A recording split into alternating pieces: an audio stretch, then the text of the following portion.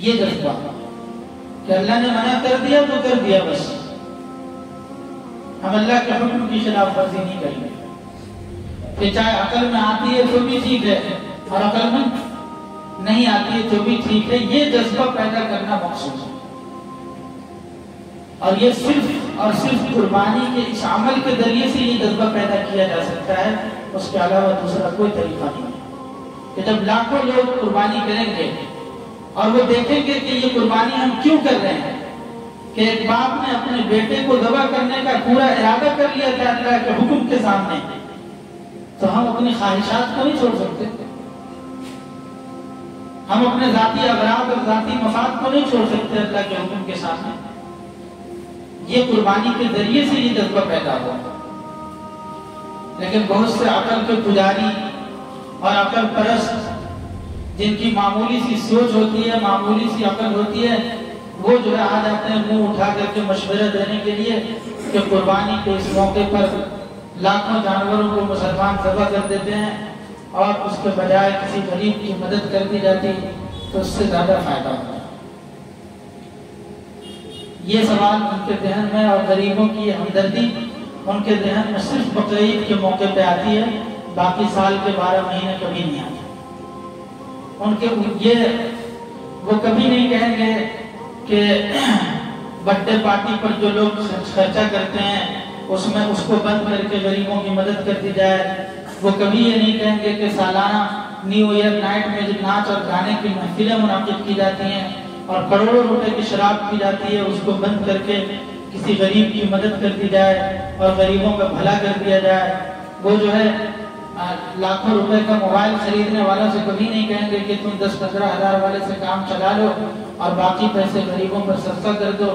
اس طرح کی چیزیں وہ ان کی زبان سے نہیں نکلے گی۔ ساری ہمدردی اسلام کے اس حکم کے سامنے ان کو نظر آتا ہے۔ تو در حقیقت یہ ہمدردی نہیں ہے، یہ اسلام سے اور اللہ کے حکم سے دشمنی کا اظہار ہے۔ ورنہ دنیا میں اور بھی بے شمار مواقع ہیں جہاں فضول خرچی ہوتی ہے جس کی کوئی ضرورت نہیں۔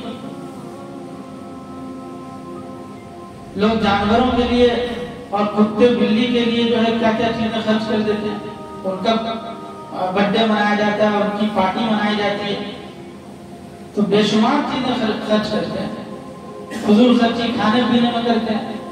سارا سال جو ہے وہ مٹن کڑھائی اور پتہ نہیں کیا کیا اور ڈھابے پہ جا کر کے جو کھانا کھاتے ہیں تو کبھی یہ نہیں سوچتے کہ بھائی ڈھابے پہ جا کر کے اگر ہم ایوریج کم سے کم بھی 5,000 روپے مان لیجیے خرچہ ہوتا ہے، تو اگر وہ خرچ نہ کر کے اگر کسی غریب کی مدد کر دی جائے تو وہ کبھی نہیں۔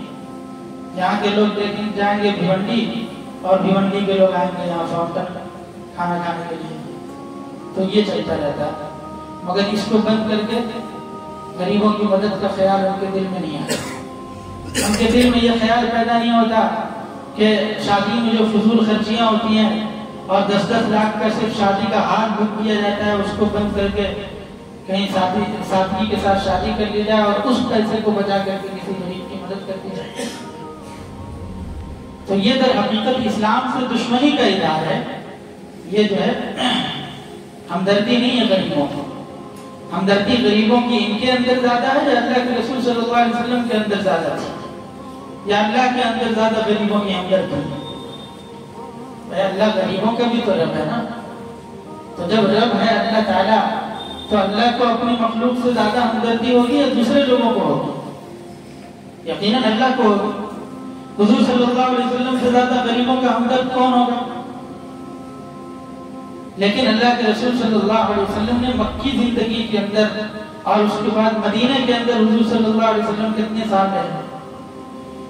مدینہ میں آپ صلی اللہ علیہ وسلم 10 سال رہے، اور مدینہ کے حالات کیسے تھے وہ بتا دیتا ہوں تھوڑی دیر کے لیے تاکہ آپ کو سمجھنا آسان ہو۔ مدینہ کوئی کاروبار کی جگہ تو تھی نہیں کہ بہت بڑی کمپنیاں وہاں قائم ہوں اور بڑے بڑے کارخانے ہوں، وہ بھی ایک پتھریلی زمین اور پتھریلا علاقہ تھا، اور زیادہ سے زیادہ ان کی جو کاشت ہوتی تھی وہ کھجوروں کی ہوتی تھی، اس سے زیادہ دوسرا کوئی آمدنی کا ذرائع بھی نہیں تھے۔ اور جتنے لوگ ہجرت کر کے مکہ سے مدینہ گئے تھے ان سب کا بوجھ کس کے اوپر؟ جو مدینہ کے جو انصار صحابہ تھے ان کے اوپر حضور نے ڈالا تھا، کہ تمہیں ان مہاجرین کا خرچہ برداشت کرنا ہے. تو ایک تو ویسے ہی غربت اور پسماندگی، اوپر سے جو لوگ ہجرت کر کے آئے ہیں ان کا خرچہ سنبھالنا، پھر ساری غزوات جو ہوئے ہیں اللہ کے راستے میں نکلے ہیں صحابہ کرام، وہ مدینہ جانے کے بعد ہی شروع ہوئے. سن 2 ہجری میں جنگ بدر ہوئی، پھر اس کے بعد غزوہ احد ہوا، پھر غزوہ خندق، پھر اس کے بعد خیبر ہے، پھر فتح مکہ ہے. تو یہ جو غزوات ہوئے ہیں محدثین کے مطابق اللہ کے رسول صلی اللہ علیہ وسلم نے 27 غزوات میں خود شرکت کی. تو 10 سال میں 27 مرتبہ اللہ کے رسول غزوے میں نکلے ہیں، اور حضور کے ساتھ صحابہ بھی بہت سے نکلے ہیں. تو آپ تصور کیجئے کہ ان کو کمانے کا موقع ملا. 10 سال میں اگر 27 مرتبہ نکلیں گے تو کمانے کا کون سا موقع ہے ان کے پاس، کاروبار کا کون سا موقع ہے ان کے پاس. تو اور پھر جتنے لوگ حج کے لیے دنیا بھر سے جا رہے ہیں ان کے بھی اخراجات، جتنے جو وفود دوسرے علاقے کے مدینہ منورہ میں تعلیم حاصل کرنے کے لیے آ رہے ہیں ان کا بھی خرچہ مدینہ کے مسلمانوں. تو کئی مہینے تک چولہا نہیں جلتا تھا، فاقہ یہاں تک تھا، لیکن اللہ کے رسول صلی اللہ علیہ وسلم نے ان حالات میں بھی مدینہ منورہ میں قیام کے زمانے میں ہر سال قربانی کی. اور کبھی حضور کو یہ خیال پیدا نہیں ہوا کہ ہاں بھائی قربانی کے پیسے بچا کے غریبوں کی مدد کر دی. تو اللہ کے رسول صلی اللہ علیہ وسلم سے زیادہ غریبوں کا مسیحا کون ہو سکتا ہے؟ حضور نے خود کی، صحابہ نے کی، اور قربانی کا حکم دیا. تو جو لوگ قربانی کے لیے مشورہ دیتے ہیں وہ در حقیقت اللہ تعالیٰ کے نظام کو نہیں جانتے، اور قربانی در حقیقت ہماری سمجھ میں آئے یا نہیں آیا، اس کا اگر کوئی فائدہ نہیں بھی ہوتا تب بھی اللہ کا حکم تھا، اس وجہ سے کرنا لازم اور ضروری تھا.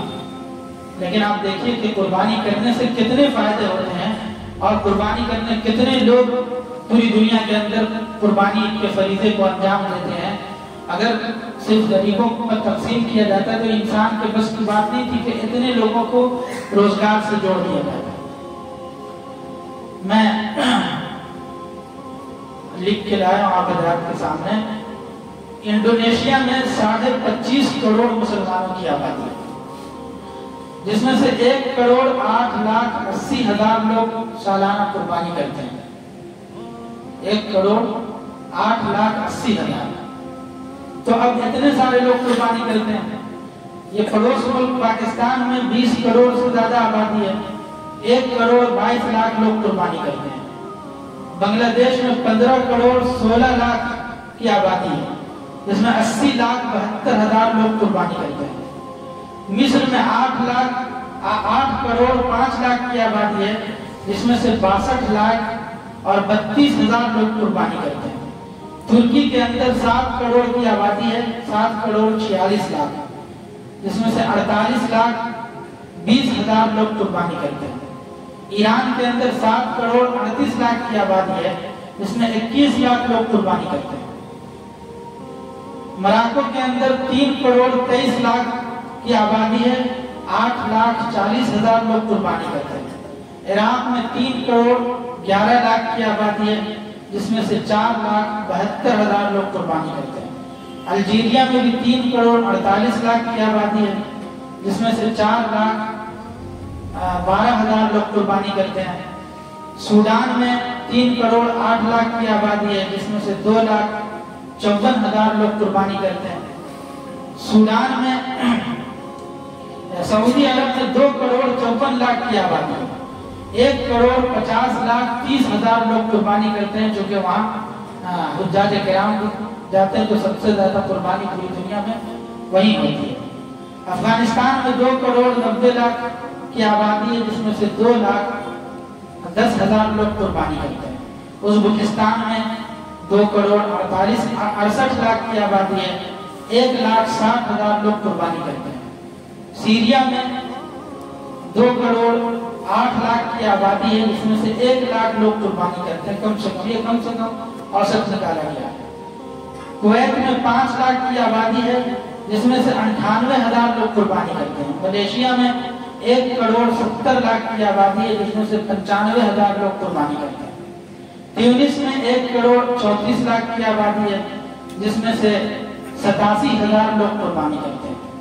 यमन में 2,08,00,000 की आबादी है, 80,000 लोग कुर्बानी करते हैं।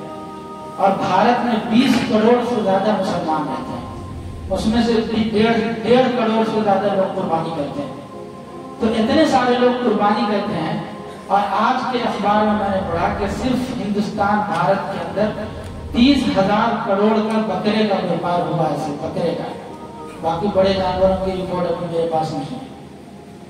तो इतने सारे जानवर जो जबह हुए पूरी दुनिया के अंदर, इसका नफा किसको पहुंचा?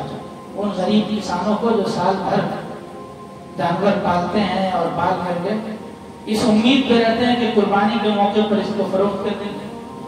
इतने सारे लोगों तक कोई अगर अपने तौर पे गरीबों की मदद करना चाहे तो पहुंचा सकता है, लेकिन अल्लाह ताला ने इस हुक्म को पूरा करने के जरिए से उसकी तादाद भी नहीं हो सकती कि कितने खरब लोगों को उसका नफा हुआ।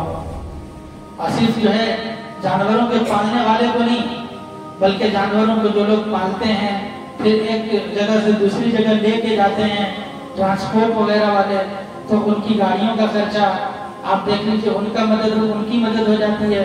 उसके अलावा जानवरों के चारे के लिए जो गरीब लोग चारा इकट्ठा करते हैं, तैयार करते हैं और वो फरोख्त करते हैं, उसकी मदद हो जाती है। लेदर इंडस्ट्रीज की मदद होती है और उसके जरिए से खरबों लोगों को रोजगार मैसर होता है। तो कितने उसके फायदे हैं।